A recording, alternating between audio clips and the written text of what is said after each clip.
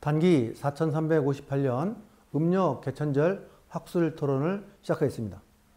오늘 주제는 음력 개천절과 현정회, 대정교의 역할, 그리고 단군 성전의 의미가 되겠습니다.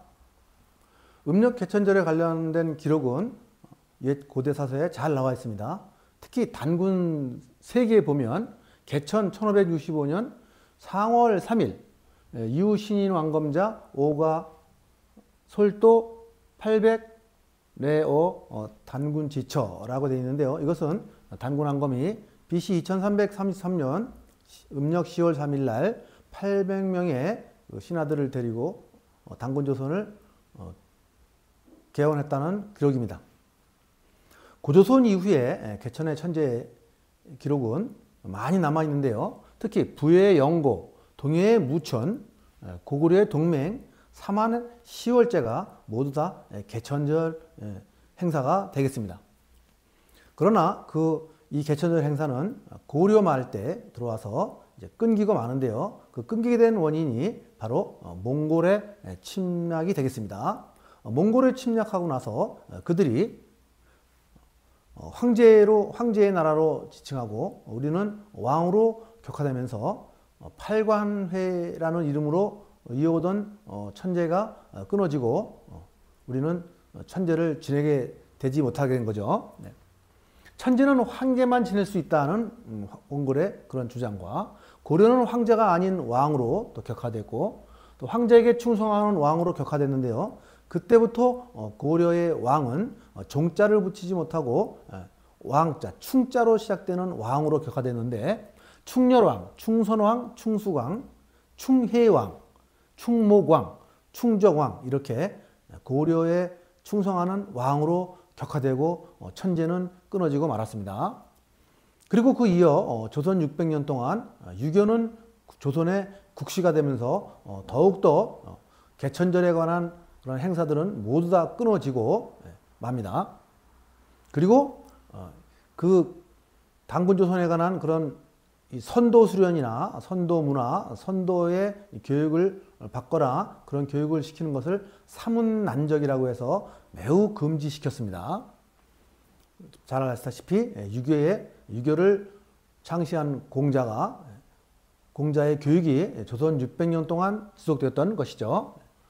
그러나 조선시대에도 이 천제를 다시 복원하려는 그런 노력은 있었습니다. 전교시대에 천제 대신 바로 풍운내오제라는 그런 제를 지냈는데 이것이 지금의 천제가 되겠습니다. 그러나 정식적인 천제는 아니고 이름이 풍운내오제 보시다시피 이렇게 이름을 좀 정식 이름을 쓰지 않고 좀 야릇한 이름을 써서 천제를 대신했지만 천제는 그것이 정상적으로 이루어지지 않았습니다. 조선이 일본에게 멸망하고 나서 더욱더 우리의 선도 문화를 대신하는 그걸 대표하는 천제는 사라지게 되죠. 특히 일왕의 명령으로 조선사 편수회라는 조직을 통해서 우리의 역사를 주도 면밀하게 왜곡을 합니다. 그렇기 때문에 많은 우리의 국민들이 더욱더 이 개천절에 관한 고조선이 세운 개천절에 관한 이런 내용들이 제대로 사후에 전해지지 못하게 합니다.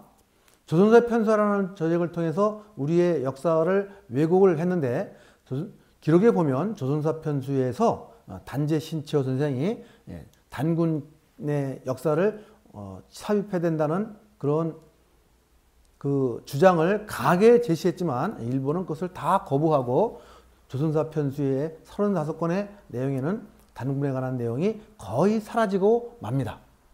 그래서 1939년에서 35권의 조선사 편수의 책을 편찬했는데 그 편찬한 내용과 거의 흡사한 내용이 바로 지금의 우리 국민들이 학교에서 공부하는 역사책이 되겠습니다.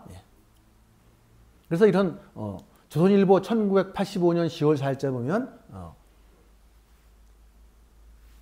사서 20만 권을 압수 불태우고 우리의 모든 역사를 다 왜곡했다는 그런 특집 기사도 나왔고요.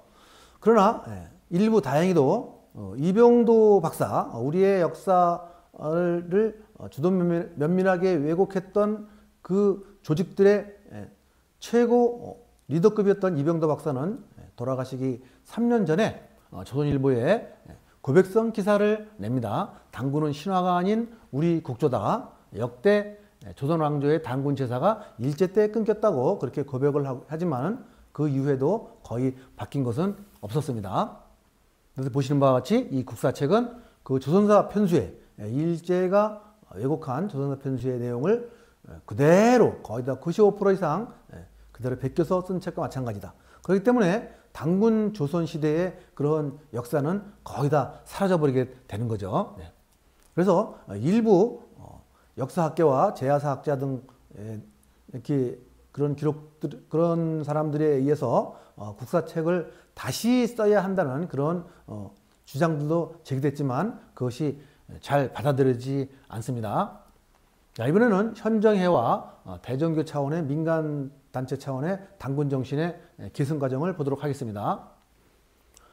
단군 조선의 그 역사와 문화, 일제시대 때 끊겼던 그런 역사와 문화가 민간 차원으로 이어져 내려오는데요. 크게 현정회와 대정교를 한번 보도록 하겠습니다. 현정회와 대정교 이외에도 많은 단체들이 당군조선의 그런 문화와 개천절을 이으려는 노력을 했지만 가장 주도적으로 그것을 진행했던 단체는 현정회와 대정교가 되겠습니다. 특히 현정회의 이한철옹, 지금의 현정회 이사장님의 할아버지였던 이한철옹은 현정회 활동의 뿌리가 되겠습니다. 그 이한철옹의 따님들인 이숙보 여사, 이숙봉 여사 이런 분들이 당군조선을 이으려는 노력을 굉장히 많이 기울였던 것이 사실입니다. 1955년에 봉관사라는 절을 세우고 이숙봉 여사께서 천안 북면의 오곡리에 천정각, 단군성전 등을 세웠다는 그런 사실이 다 알려지고 있죠. 1968년 현정에서 단군성전 준공식을 엽니다. 지금의 사직단에서, 사직공원에서 여기에 가장 큰 여기서 가장 큰 기여를 하신 분들이 이정봉, 이숙봉, 이희수 세 자매님이 되겠습니다. 이것이 산군성전은 지금의 현정의 모태가 되고 있습니다. 그 후에 1990년도에 단군성전이 개축이 이루어졌는데 지금 현재 남아있는 단군성전이 바로 1990년에 개축이 된 겁니다. 이때도 마찬가지로 이숙봉 여사 등의 자매의 역할이 굉장히 컸는데요. 이때 알려진 바에 의하면 쌍용그룹의 전 회장이었던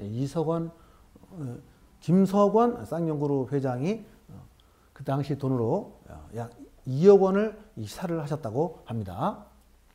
그 이외에도 전국에 산재한 단군성전이 많습니다. 남해 금산의 단군성전, 전북 고창의 단군성전, 청주의 단군성전들이 전해져 내려오고 있죠.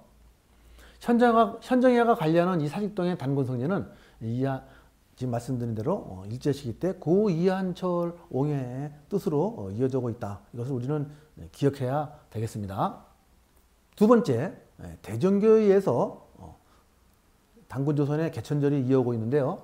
1909년 홍합나철은 대정교라는 조직을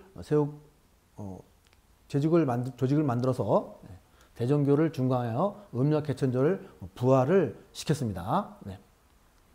대정교의 개천절은 굉장히 많이 알려져 있죠. 특히 이 대정교에 많은 분들이 참여를 하면서 개천절이 민간 차원에서 공식적으로 이렇게 매년 진행해 왔던 거죠. 대정교 총본사가 만주로 이전한 후에도 기록에 의하면 대정교는 개천절 행사를 꾸준히 이었다고 하고 이것의 영향을 받아서 1919년 설립된 상해 임시정부에서도 개천절 행사를 이어왔던 것으로 지금 기록이 되고 있습니다. 일제는 이것을 알고 1915년 종교통제안이라는 법을 통해서 대정교를 주도면밀하게 강하게 압박을 하고 탄압을 합니다. 그래서 1915년 이후에는 국내에서는 대전교회 활동은 거의 중단되고 만주 등에서 대전교회 활동이 이어가고 개천절 행사가 이어졌습니다. 그리고 불행하게도 1915년 종교 통제안으로 인해서 대전교가 활동이 중단되면서 홍합나철은 결국 자진을 하면서 세상을 뜨게 됩니다. 그러나 그 후에 많은 제자들이 이 대전교의 뜻에 따라서 당군의 정선을 이어갑니다. 대전교회 출신 인물들은 굉장히 많습니다. 여러분이 잘 아시는 김자진 장군이나 이시영, 이회영, 백포서일, 이범석, 홍범도, 신규식, 김기환, 윤세복, 안희재, 이기, 오근택 등 수많은 분들이 대전교회 당군 정신을 받들어서 개천절을 이어갔고 일제 독립운동에 투신을 했습니다. 그래서 상해 임시정부의 중요한 주력 인사들도 모두 대전교라는 것은 다 잘 알려진 사실이죠. 상해 임시정부가 대전교의 개천절을 이어받아서 개천절을 행사를 했다는 것도 기록에 남아있고 그 당시에 발간된 신문에도 남아있습니다. 그것에 영향을 받아서 1945년 8월 15일 해방된 이후에 그리고 1903년 후에 설립된 대한민국 정부에서도 마찬가지로 개천절을 4대 국경일에 포함시켜서 3.1절, 제헌절, 광복절, 개천절을 4대 국경일로 그렇게 정합니다. 그러나 안타깝게도 대한민국 정부 수립 이후에 개천절이 계속 이어져 왔지만 개천절 행사는 정말 축소에 축소가 되고 항상 실내에서 진행되어 왔습니다. 그리고 대통령이 참석한 적이 거의 없고 국무총리가 주관해 왔죠. 이것은 4대 국경일 중에서도 국경일 중에 국경일인 개천절의 그런 성격에 굉장히 반하는 것이다. 많은 민간 단체에서는 그렇게 주장을 하고 있습니다. 그래서 특히 국학원에서는 이 개천절을 가장 중요한 행사 중의 하나로서 정부 차원의 그런 실내에서 하는 개천절에 많은 실망을 한 국민들과 같이 실외에서 국민 축제 차원의 개천절 행사를 이어오고 있습니다. 이렇게 보시면 서울 광화문에서 특히 서울에서는 광화문에서 행렬도 하고 보신각 타종도 하고 전국 17개 광역시도에서는 10월 3일만 되면 국학원 주도로 국민 축제 차원의 행사를 이어가고 있습니다. 그나마 다행이라고 할 수가 있겠습니다. 물론 현정에서 주관하는 10월 3일의 개천절도 있지만은 가장 큰 민간 차원의 개천절 행사를 하는 곳은 국학원이다. 그것을 우리가 주목해야 되겠습니다. 그래서 개천절의 참된 의미와 진정한 가치를 찾아야겠다. 이 개천절이라는 것은 하늘이 열린 날이라도 되지만 원래 사람이 마음을 열어서 마음의 문을 열고 많은 사람들이 마음을 한데로 모아 공생의 세상 다 모두 같이 평화롭게 사는 세상을 만들자는 것이 개천절의 중요한 진정한 의미가 되겠습니다. 그런 의미에 맞게 그런 의미에 부합하기 위해서도 국내에서 실내에서 하는 행사보다 실외에서 국민이 모두 참여하는 행사로 그렇게 진행되는 것이 마땅하지 않을까 생각이 됩니다. 그것에 부합해서 행사를 치르는 단체가 대표적인 단체가 국학원이다라고 이렇게 말씀드릴 수가 있겠습니다.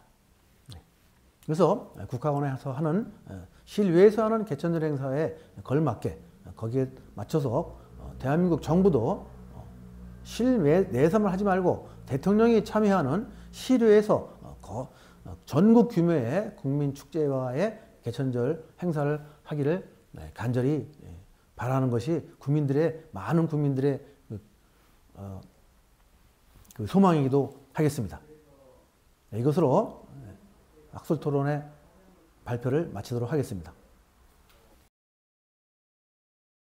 우대한 박사님 발표 잘 들었습니다. 음력 개천절을 맞아 기념 학술 회의를 하는 것을 개인적으로 기쁘게 생각합니다. 박사님의 소중한 발표 다시 한번 감사드리면서 이에 더해서 제가 궁금한 부분을 추가로 질문을 준비했습니다. 양력 개천절과 음력 개천절은 다른 날인가요? 국민들이 보통 알고 있는 개천절은 양력 10월 3일입니다. 그런데 음력 개천절은 11월 22일입니다. 양력 개천절이 있는데 왜 음력 개천절을 별도로 기리는지 특별한 이유가 있는가요? 이 점에 대해서 설명 부탁드립니다. 네, 정명길 사무처장님 매우 좋은 질문이십니다. 지금의 공식 개천절은 양력입니다. 하지만 옛 기록에 의하면 개천절은 전통적으로 음력을 기준으로 진행했습니다. 하지만 1948년 대한민국 정부가 수립되고 나서 개천절을 양력으로 할 것인지 음력으로 할 것인지에 대한 국회 차원의 논의 끝에 음력으로 할 경우 양력으로 환산한 날짜가 계속 변동되는 문제가 생기기에 결국 양력으로 개천절 날짜를 정한 거죠. 더구나 1961년 12월 31일 단기연회에 관한 법률이 공식 폐지되면서 자연스럽게 개천절은 양력으로 완전히 굳어졌습니다. 하지만 본래 개천절을 음력으로 치렀다는 것을 감안할 때 음력 개천절 행사는 나름대로 큰 의미가 있다고 하겠습니다. 네, 네, 좋은 설명 감사드립니다. 예, 이어서 하나 더 질문을 준비했습니다. 현정회와 이한철옹 그리고 이숙봉 여사 세 자매에 대한 역할에 대해서인데요. 박사님께서 일제식이 끊어지려 했던 단군의 정신을 잇는데 이한철옹과 이숙봉 여사 세 자매가 중요한 역할을 했다고 하셨습니다. 이 부분은 국민들이 잘 모르는 부분인데 좀 더 자세히 추가 설명을 해 주시면 감사하겠습니다. 네, 정명길 사무처장님 또 아주 굉장히 중요한 질문을 또 하나 해주셨습니다. 아주 좋은 질문입니다. 이한철옹은 현재 사단법인 현정의 이건봉 이사장의 조부이십니다. 일제 식민지하에서 단군 정신이 말살되는 것을 보고 단군 정신을 이어가려고 많은 노력을 기울였던 애국지사였죠. 현정회란 이름은 대한민국 10월에 독립운동가이신 초대 이희승 선생이 파사현정, 즉 그릇된 것을 깨고 발음을 드러낸다는 말에서 따온 것입니다.